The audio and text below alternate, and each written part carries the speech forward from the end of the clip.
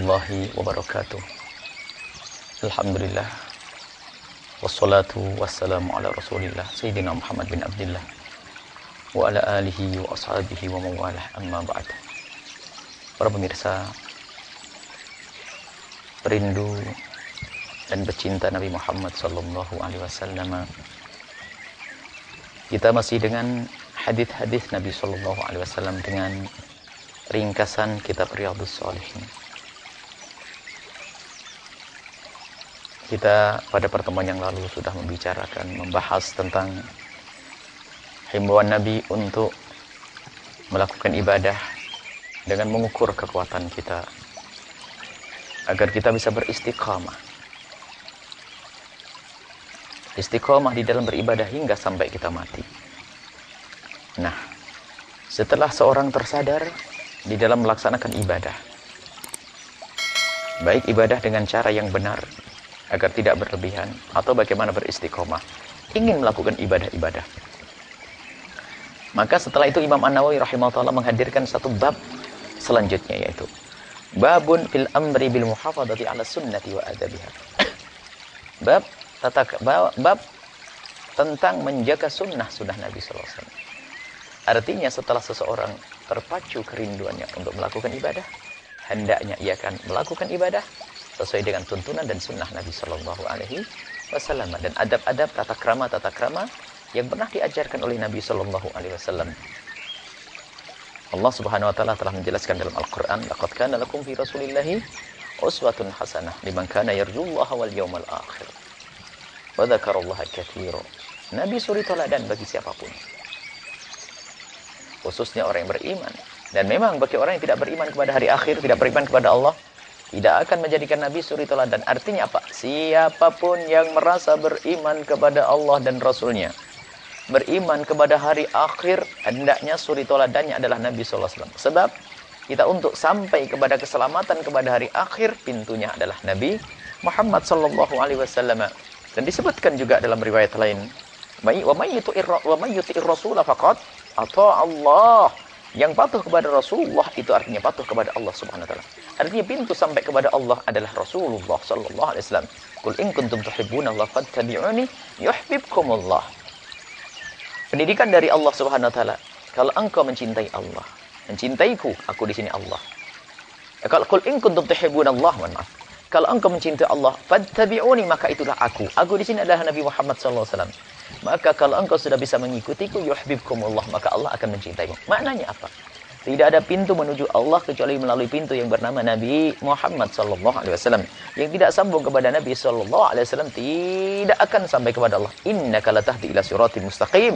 Innaka latahdi ila siratal mustaqim. Engkau adalah pemberi petunjuk kepada jalan yang lurus. Maknanya ini siapa? Nabi Muhammad sallallahu alaihi wasallam. Maka Imam An-Nawawi rahimahullah memberikan bimbingan kepada kita agar kita di dalam melaksanakan ibadah apapun, hendaknya ada bimbingan dari Nabi sallallahu alaihi wasallam. Dan itu kalau kita hubungkan dengan mujahadah, jihad nafas, maka patuh kepada Rasulullah pun perlu itu untuk menata hawa nafsu. Kadang tadi ibadah menuruti hawa nafsunya, bukan menuruti Nabi sallallahu alaihi wasallam, bukan menuruti Allah Subhanahu wa taala, akan tapi ibadah karena menuruti hawa nafsunya. Ibadah yang menuruti hawa nafsu tidak akan diterima oleh Allah Subhanahu wa taala. Sebab itu adalah menjadikan hawa nafsunya adalah Tuhannya. Dan Allah tidak menerima. Kemudian di dalam urusan ibadah, Nabi tidak menyusahkan. Akan tapi Nabi meringankan, menggampangkan. Bahkan Nabi banyak riwayat mengatakan, banyak riwayat yang menunjukkan Nabi senang dengan kemudahan. Sampai Nabi mengatakan, innallaha yuhibbu an tu'ta'aza rukhasuhu kama yuhibbu an tu'ta'azaimuhu. Nabi senang kalau Allah senang kalau kemurahan-kemurahan, rukhsah, kemudahan yang diberikan oleh Allah diambil, seperti Allah senang kalau kewajiban itu dilaksanakan. Seperti melakukan salat qashar di perjalanan itu lebih sunnah. Rasulullah, Allah senang. Makanya siapapun yang berada di dalam perjalanan, yang perjalanannya itu melebihi dari 2 marhalah, atau dalam kalau bahasa ringan, bahasa yang digampangkan 84 kilo lah kurang lebihnya. Jika tujuan Anda sampai seperti itu, biarpun Anda belum nyampe tujuan tersebut, maka Anda sudah disunnahkan untuk melakukan sholat dengan mengqashar 2 rakaat. Maka jangan sholat dengan hawa nafsu. Wong saya kuat saja kok, pom banyak, kenapa kita harus sholat qashar apalagi jamak? Kenapa kita tidak sholat 4 rakaat wong saya sehat? Pada ini hawa nafsu. Nabi sudah mengatakan sholat qasar ini. Ini lebih Nabi mengatakan sholat qasar, pendidikan sholat qasar. Artinya apa? Sudah gampang, pahalanya lebih gede. Karena memang sholat bukan urusannya dengan hawa nafsu, tapi dengan patuh kepada Allah dan Rasulnya. Ada orang yang ogah-ogahan. Bahkan suatu ketika ada satu rombongan yang ternyata di dalam bis itu ribut antara orang sepuh dan anak muda. Karena orang sepuh mungkin karena kurang bekal ilmu. Kisahnya ada sebagian, 2 kelompok yang jelas.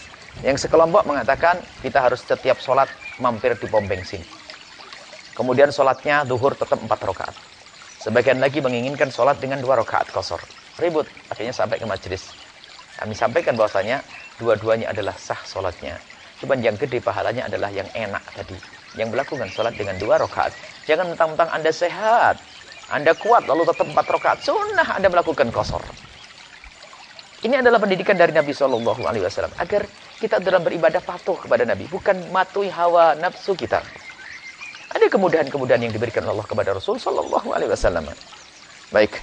Nabi SAW juga di dalam satu riwayat disebutkan bahwa Nabi SAW bersabda, "Kullu ummati yadkhulunal jannata illa man aba." Semua umatku akan masuk surga kecuali yang enggan. Siapa yang enggan masuk surga? Wa man ya aba ya Rasulullah? Adakah orang yang enggan masuk surga Rasulullah? Ada orang yang enggan masuk surga adalah man ata'ani dakhalal jannah wa man 'asani faqad aba. Yang patuh kepadaku akan masuk surga dan yang enggan akan masuk neraka. Maknanya apa di sini? Termasuk menjalankan rukhsah. Kemudahan yang dihadirkan oleh Nabi. Kalau orang menghindari kemudahan itu karena merasa tidak senang dengan kemudahan tersebut, maka hukumnya malah wajib melakukannya. Termasuk contoh, jika ada seseorang merasa tidak nyaman dengan beristinja dengan batu, atau yang semacamnya, tisu kering bisa digunakan untuk istinja. Kalau ada orang merasa jijik dengan pekerjaan ini, maka hendaknya dia melakukannya, menjadi wajib. Mengusap khuffain, 2 sepatu, adalah hukumnya mubah pada dasarnya. Tapi ini dilakukan oleh Nabi SAW. Maka siapapun yang merasa tidak nyaman dengan ini semua menjadi wajib hukumnya. Artinya jika sudah pernah dilakukan Nabi, awas jangan sampai mengatakan tidak enak, tidak nyaman. Kalau sudah orang merasa tidak nyaman dengan sunnah Nabi, maka wajib melakukan. Kalau tidak, masuk neraka karena tidak patuh dengan Nabi SAW. Inilah sebagai muqaddimah dari bab menjaga sunnah Nabi SAW.